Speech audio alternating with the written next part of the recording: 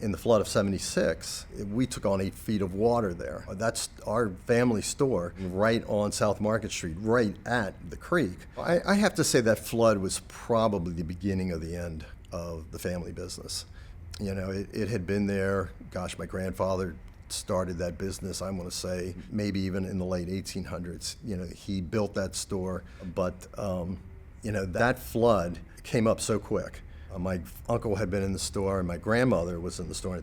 My uncle heard this pounding at the glass in the front. He thought somebody was trying to break into the store, and he happened to look out and saw 8 feet of water pounding against the front glass, and he managed to get my grandmother up on that balcony just as the water came crashing through into the store and saved her. And almost as quickly as it came in, I think it washed back out, but the effects of that flood were just unbelievable. I went down with my father to help clean up afterwards, and the clothes were probably in that much silt. They brought the men's store back, and I think they brought the boys' store back on a limited basis.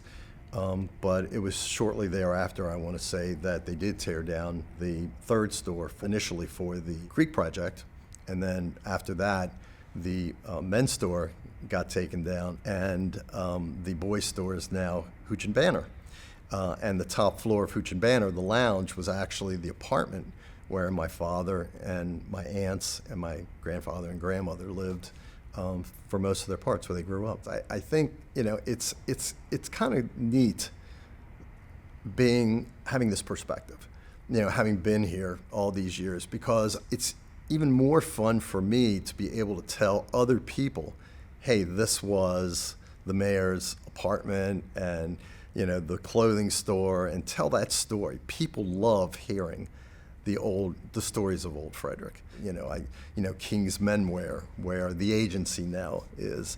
You know, I remember Franny and Dick Kessler when they were running that store, and I remember Elkins Jewelers, and that's where my mother got all of her jewelry, which was just right down the street. You know, and the Hurwitzes had the colonial jeweler that was not the current owners of it, but it would have been their parents, Will and Marilyn Hurwitz, that ran that up at 9 West Patrick, where Spin the Bottle is. You know, so, you know, it's neat being able to tell those stories.